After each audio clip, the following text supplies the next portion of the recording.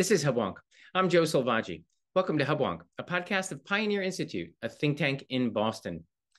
The homeless encampments at the intersection of Massachusetts Avenue and Melnia Cass Boulevard, nicknamed Mass and Cass, continues to vex Boston's mayor and city council, local residents, and of course, the unsheltered people living on the street. But our local encampment phenomena is one shared by many other cities across the country, from San Francisco to New York, provoking broad, stern calls for solutions that address both the threats to civil order and quality of life and the needs and humanity of those in the encampments. While many see the unsheltered as an unmistakable call for publicly provided housing, those who study the issue more closely caution that for many residents of encampments, living quarters with little or no requirement for wraparound addiction and mental health services can be at best an unused resource and at worst a deadly gift. What can be done to put an end to homeless encampments in a way that both serves the safety and quality of life of neighborhood residents, while also offering constructive care for our most vulnerable citizens? My guest today is a senior fellow and director of research at the Manhattan Institute, Dr. Judge Glock, whose recent article in the summer issue of City Journal entitled "End of the Encampments" offers an outline of the range of nationwide policy responses to large urban homeless settlements.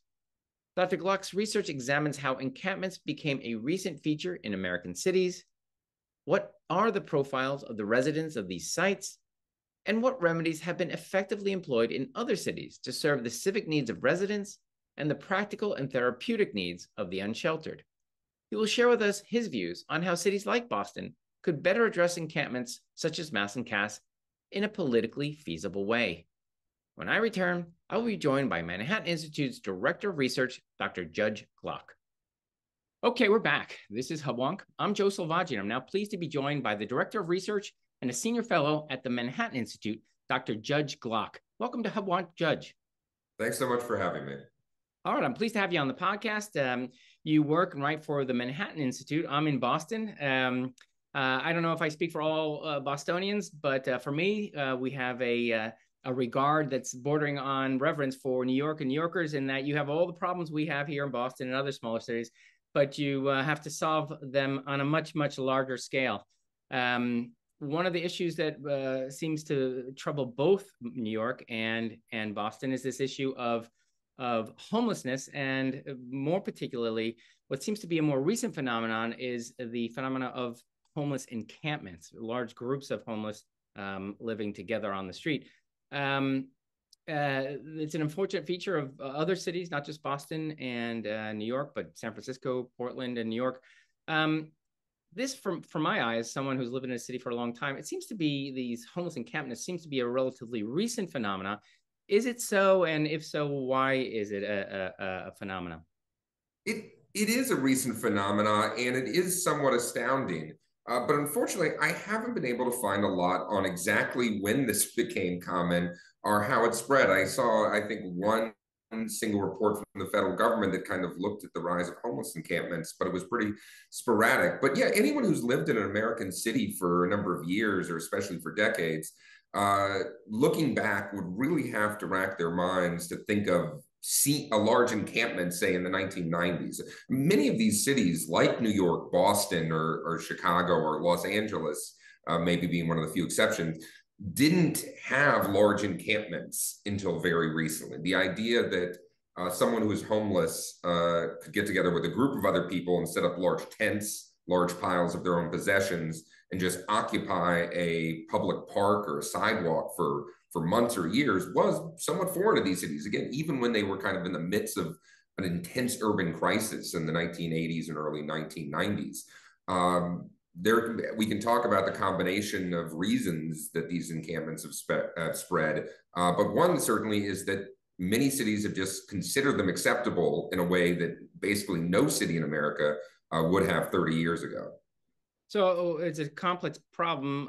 So let's try to unpack it and break it into its elemental forms. There's no sort of common homeless scenario. There are people are homeless for many reasons, everything from severe mental health to someone who's been evicted for missing a few rent payments. Do you have the numbers of, let's say, when we think about homeless, or you've gone deep on the homeless encampments, are those people the sort of transitionally homeless, or are these, severe cases of people who have severe problems? The people in encampments, it tends to be the latter, people with substantial long-term problems. And so this is very important, what you pointed out, the distinction in general between the short-term homeless and the long-term homeless. The short-term homeless are much more likely to be sheltered. In fact, when we think of homeless in our minds, we do think of the people on the street, but almost two-thirds now, I think the most recent number is about 60% of the homeless are in shelters, some sort of inside facility where there's usually services, there's some amount of security, there's some amount of structure. And it's about 40% that are the unsheltered. The sheltered portion, almost half of those are families, largely single mothers with children. And a lot of them are in the shelters, depending on which city you look at, for a few weeks or a few months. Sometimes they come back pretty frequently, but it's often, just a few weeks is the typical stay in a shelter. Now, if you look at the people on the street, the unsheltered, or the people in encampments, there you're talking about where large percentage, and sometimes a majority, have been out on the street, are homeless for more than a year. When you also look at the sort of problems they report, they are usually orders of magnitude greater than the people in the shelters. Now, one survey that the UCLA did of the unsheltered in a bunch of different cities found that about 75% reported having a severe mental health problem, or substantial mental health problem, not necessarily schizophrenia or bipolar, which are usually treated as the two main mental health issues, but a substantial mental health problem. And about 75% also reported a substantial substance use issue. And a majority of both said that substance use or mental health was one of the reasons that contributed to their loss of housing. These numbers were, sometimes almost an order of magnitude lower among the sheltered population. So yes, people on the street, as most of your listeners or viewers would know, do tend to have severe alcohol or drug addiction issues and substantial mental health problems. A lot of the homeless, more activist crowd will note that a minority of the entire homeless population has these problems, and they're correct. But I think the important thing is to look at that difference between the long-term and unsheltered and the more short-term and sheltered. And right now, of course, what we're talking about in the most severe problem is among those unsheltered, especially those in encampments. Good. I'm glad we defined terms, because, as you say, activists may want to complain unfortunate homeless families who are temporarily unhoused but sheltered, right? They have a roof over their head. They're characterized as homeless, and those in an encampment are homeless. They're two different animals, as we'll characterize in this conversation. I want to point again then to those people who are unsheltered, who are on the streets. But there's two scenarios. One, let's say the good old days, let's say 10 years ago, when those would be individuals on individual corners. We all encounter them as urban dwellers, and those who are in encampments. In the abstract, do homeless people, when they're concentrated, let's say, rather than being dispersed throughout a city, if they're all concentrated in one area, and let's say permitted, allowed to live amongst each other, does the harm or the influence of their community get compounded, or is it minimized? In a sense, do you sort of contain the problem by creating an encampment where you might otherwise disperse that problem, or is a net benefit or net harm when you concentrate these, as you say, people with drug or mental health issues? What's your perspective? It's hard to disentangle. It's certainly dependent on the place in the city. What we do know is that cities with large numbers of unsheltered homeless, where usually in those cases they're living in encampments. We're talking especially about Los Angeles, San Francisco, a lot of the ones on the West Coast, where the weather is nicer. And it's not a coincidence, of course. There is a very strong correlation between average temperature and how many unsheltered you have in these cities. There is either a pull effect out of the shelters on the street, or an actual pull effect from other cities and other states into those areas that do have nicer temperature. For those areas that see, it's not all of, again, the unsheltered, and probably the majority are from the city itself when they're in, but large proportions, and maybe in some cities, a majority are coming from elsewhere. So in those areas that have large encampments, we do see incredible rates of death. what I often cite is the city of Los Angeles has now seen over 2,000 homeless deaths a year. That's about 4 times what it was a decade ago when the city used to have a stricter enforcement regime. For a long time, in the early 2000s, in fact, Los Angeles was known as a city that had really done a sort of yeoman's work reducing homelessness with a combination of enforcement and moves to shelter and alternatives and so forth. But in the last 10 years, they've really decided to allow these encampments to spread. You've seen an equivalent increase in deaths. And one of the statistics I cite most frequently is that about a quarter of all murder victims in Los Angeles are homeless. That's for about 1% of the population is homeless. So that should tell you everything you need to know about how dangerous these encampments are. We don't have the numbers separated from the sheltered or the unsheltered, or the encampments are singular, but overwhelmingly, these murders are not happening in shelters. They're happening in these large encampments that are spread over sometimes blocks or along city streets. And as we know from the overdoses, from the murders, et cetera, this seems to be incredibly dangerous for the people who are living there. Indeed, you answered my my next question, which was, are these encampments dangerous to the people who live in them? It seems intuitively obvious, but if you're citing numbers like 2,000 a year, that's 6 a day. That's 6 human beings dying, because those encampments are permitted. Now, I appreciate this issue can be very divisive. You've talked about being in front of activists and not coming to much of an agreement. But what surprises to me, for me, is that there's no clear, let's say, partisan or political divide, given that almost all cities, from dog catcher to mayor, everybody's a Democrat. So you don't have, let's say, right-left divide, but you have, let's say, competing narratives as far as what you do about homelessness, right? You have this problem. Everyone acknowledges a problem. We here in Boston know we have a problem, but there's still 2 different competing, not 2, but many. But let's sort of try to simplify a little bit. What are the competing narratives as to why people are homeless and how you solve homelessness? Yes, so I would say the main current narrative is probably best encapsulated by the title of a book that's received a lot of attention recently called Homelessness is a Housing Problem. That homelessness, almost by definition, is the absence of a house, so that we could, quote unquote, solve homelessness if we provided all of the homeless with a house, often subsidized or government provided. That model of solving homelessness is often known as the housing first model, which is especially focused on those out in the streets, those who've been homeless for a long time. And the goal should be to give them a permanent house, usually subsidized or free, with no treatment requirements whatsoever, with the understanding there that that could deter people from moving off the street and into the house. And once they are in the house, they will begin to solve their problems, because their problems in this activist vision are largely caused by the street itself, by the absence of the house. So there are some issues with this vision. One, I would not disagree at all that there is a correlation, a connection between how high housing costs and rents are in a city and homelessness. Cities like Boston, like New York, like San Francisco and LA that have higher rents do tend to have higher homelessness. That is pushing a lot of families and individuals who would be on the edge into homelessness. But as far as we can tell, it seems to have a much larger effect on the sheltered and the short-term population than the long-term unsheltered population. The reason some cities get very large encampments isn't likely just because of rental cost. It is because of these other factors about enforcement, about prevalence of drug use and mental health problems, et cetera. And importantly, I think it doesn't seem to be substantially solved by providing a lot more of what's known as the permanent supportive housing, or these housing first units.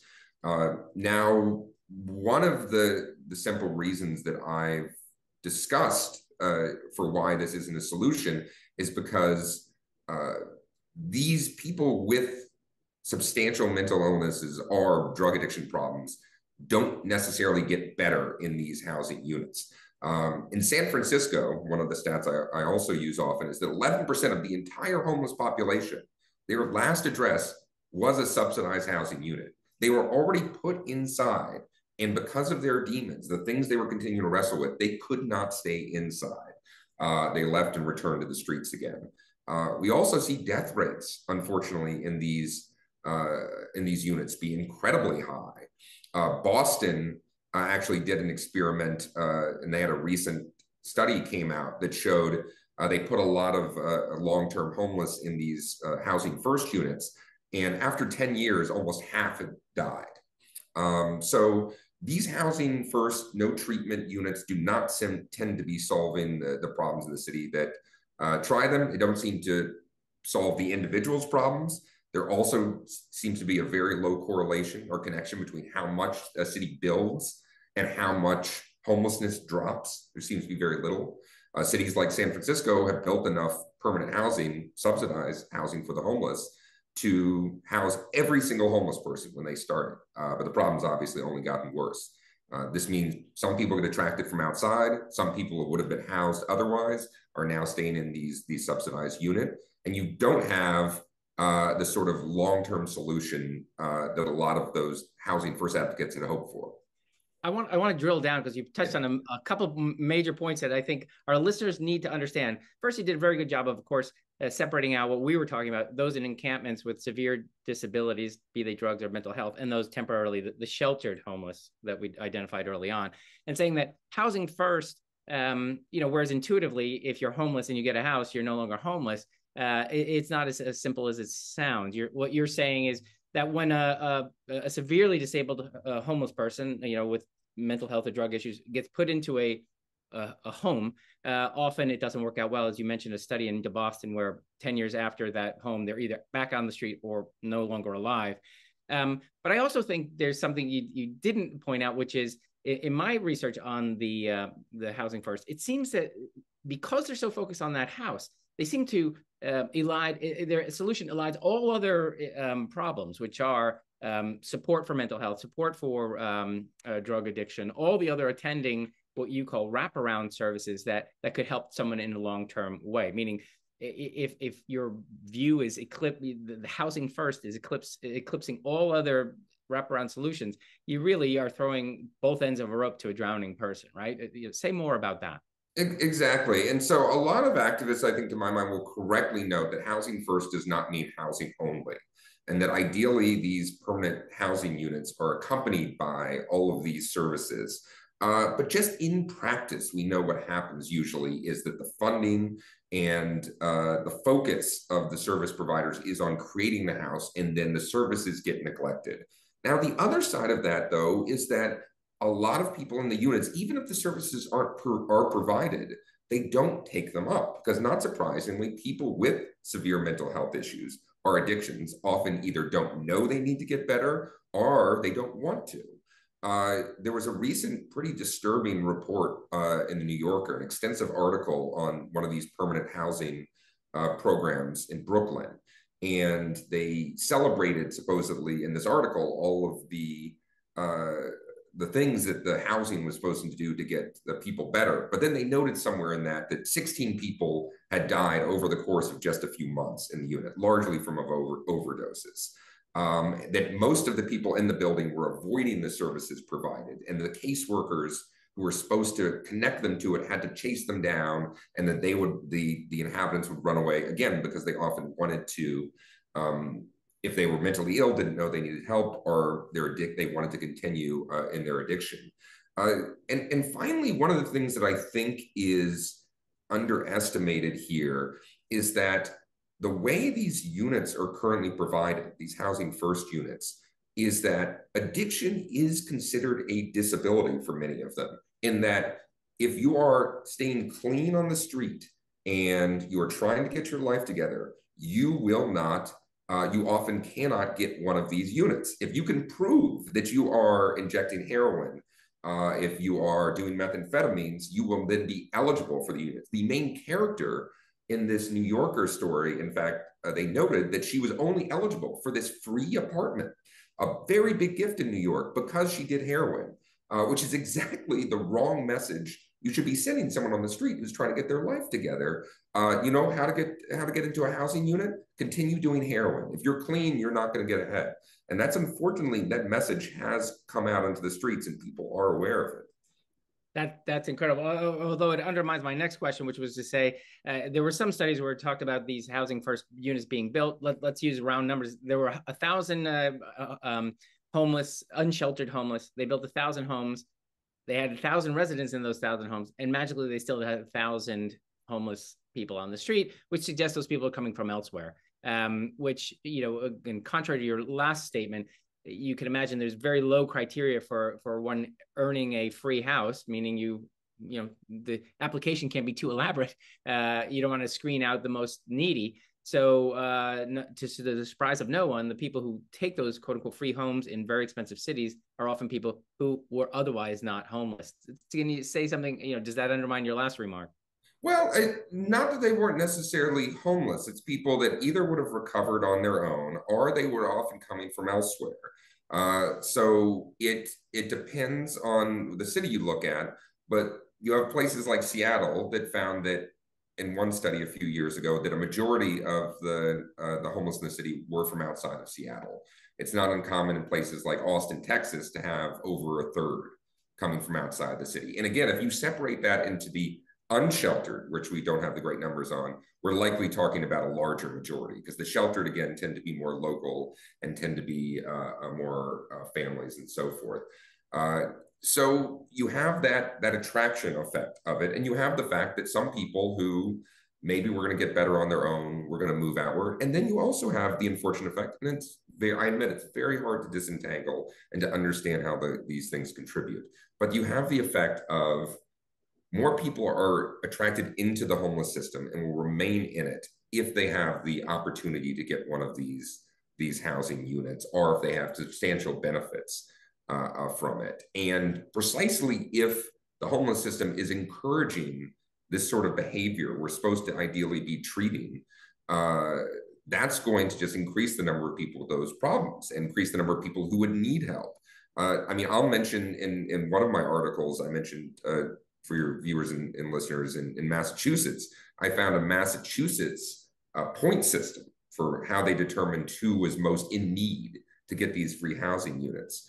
And the point said you got 4 points towards a house if you were currently abusing drugs and not in recovery. That was down to 1 point if you had been in recovery for a year. So it's much harder if you've been in recovery for a year, but you get a bonus 2 points if you've overdosed in the past 12 months. Now, again, for anyone sensible outside the system, this seems mind-boggling. You are literally telling people the more you overdose, the more likely you are to get a house. And that's obviously, when I say sending the wrong message, it's actively incentivizing people to both be homeless, to be on the streets, and to abuse drugs, which is exacerbating the very problems it's trying to solve. Indeed, that sounds like government incentives 101. Very, very crazy. So you mentioned Boston. You actually, I was pleased to learn that you actually wrote a piece for a local policy magazine. It's called Commonwealth Magazine for our listeners. It's an interesting publication with our colleague at Pioneer, Charlie Chippo, about our problem. We call it Mass and Cass. It's the encampment, our local encampment here at the intersection of Massachusetts Avenue and Melania Cass Boulevard. We call it Mass and Cass. You offered some new some ideas. This was back in 2021. And then we had a new mayor. We still have Mayor Wu with ideas on how we could, let's say, deal with the challenge of Mass and Cass. This was at the peak of COVID, so perhaps there was some permission structure around being outdoors during lockdowns. What can you say about your analysis back then? And I don't know if you've revisited the issue and looked at Boston since then, but how did you see it, as a Boston specific issue? Well, I mean, one of the things I remember looking into that issue back then is that around 2020, you had seen a substantial reduction in the number of shelter beds in Boston. And that was not uncommon in a lot of the United States in 2020 and 2021. Because as you mentioned, COVID was an overweening issue right then. Now, one of the little noted side effects of the CDC, the Centers for Disease Control and Prevention at the time, when they were involving themselves in all sorts of aspects of American life in terms of where we should go, masking, evictions, and so forth, is that they recommended extreme distancing, social distancing in shelters at the time. And we know a lot of cities and shelters took them up on this and they reduced the increased social distancing by reducing the number of shelter beds, which to my mind was the classic CDC problem of them focusing only on the narrow issue of COVID and not considering all of the other problems that were prevalent at the time. Perhaps for somebody who had the alternative of living in a shelter or living out on the street, had bigger problems than just getting COVID. And throwing someone out on the street for the danger they can get COVID seemed to me like a bad idea. So one of the things I suggested is making sure that the shelter capacity was there. Making sure, I don't know where Boston's at now, but a lot of cities have not returned to their full shelter capacity since COVID, and that would be necessary. Clearing the mass encampment, like other encampments, will involve enforcement. That means the police telling some people that you cannot live and you cannot stay indefinitely in a public space that is made for everyone and not just for one group of people. As it's been enforced, that similar sort of enforcement pattern has been used in many places. Ideally, that's done with minimal arrest. That's done with referral to services and shelter. And if there is insufficient shelter available, finding some place for people to go. I've been an advocate in extreme situations of sanctioned campsites with shelter, with services, with security, minimal shelter, perhaps just a roof to protect from the heat or the sun, and where people can bring in their 3 Ps as they're known: the pets, possessions, and partners. For people who don't have anywhere else to go and who need an alternative to the streets, that's not ideal, but it is better than the current situation, which is a totally unsanctioned, unsupervised, unpoliced encampment in broad public daylight, affecting not just them, but the entire city that surrounds them. The activists who claim that you cannot do that enforcement and claim that we merely have to wait until we have enough free housing for everyone, to my mind, have never sufficiently answered the question of, well, what do we do in the next decade or so until that happens? Forgetting the question for a second of whether or not that free housing is actually going to solve the homelessness out in the streets, partially because people, again, leave them often or die in them, or partially because it attracts people into them. But even the most optimistic advocates of the housing first admit often, hey, this is a program that's going to take 10 years, 20 years, 30 years. And if their solution is, well, we have to let these massive encampments exist and these incredible rates of death continue for a few decades until we do something, I think, to my mind, that's just clearly not a compassionate or feasible solution. But it's the one many activists continue to cite to this day. It seems, of course, we focus on, I think rightfully, the people who are actually in those encampments. It's not good for them. But of course, the communities that they're in, we often ignore when we talk about incarceration rates and the plight of the incarcerated. We ignore the fact that the community that they're in suffers greatly from the crime or just a human waste on the street, or again, imagine this encampment in front of your house. It's an unpleasant experience for everyone. You mentioned police. I imagine if you have rules, you have to enforce rules, and some people refuse that. So there's some intervention. What role does, let's say, some sort of institutionalization have here? Let's say someone, as you say, someone who's a drug addict or mentally ill doesn't, there's no way out. So a compassionate society perhaps might intervene. Now, I say this as a sort of with libertarian leanings. I'm suspicious of government intervention, but here I'm saying, can we imagine it? Let me bring up something I just read about in our very, very blue California. Governor Newsom talks about characterizing some people as, I think it's called gravely disabled, where you would, in a sense, have permission to intervene on behalf of the state and say, look, this person is so disabled because of drugs or mental illness that we must institutionalize them. Where's that story in your imagination? The individuals with severe mental illness, and I'm talking again about a very narrow subset now, not just those with substantial other issues, but basically with bipolar disorder, schizophrenia, or to some extent advanced depression. Those individuals are a substantial minority of the homeless population, as everyone knows. Not the majority, even of the unsheltered, likely, but those with the very severe, potentially committable mental illnesses, that's a substantial minority of the population.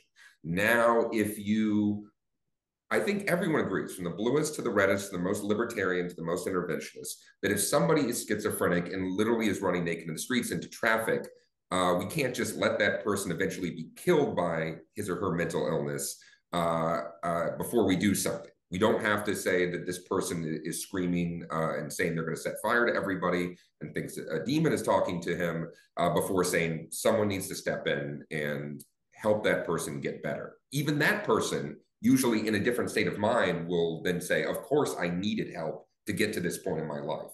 I've been an advocate for increased mental health commitment, expanding the number of psychiatric beds available to stabilize people, most definitely. A lot of people have kind of an image of the one flew over the cuckoo's nest, where it's someone's put an institution for decades and decades, and that's really not what the few remaining psychiatric beds in America do. They're a way to get people for a few months, ideally, to stabilize, to make sure they're taking their medication, to make sure you know how to treat them, and then ideally putting them back in a better situation with some amount of medication and therapy help. So increasing the ability of the government to do that, to get those people in that severe state, is going to help reduce homelessness, because without that, you're going to have the person who is moved into that housing unit and 2 months later is out on the street again because they're scared of their neighbors, they're scared of being confined, etc. And that has to be part of the entire homeless solution,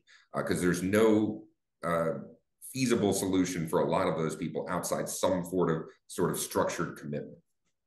Now, in your analysis of all cities across the country, some perhaps Boston size, let's set aside, as you mentioned, those who perhaps ought to be institutionalized owing to severe mental illness. What about for those people who can be rehabilitated? Perhaps it's a drug-related issue, or just they've fallen out of the workforce.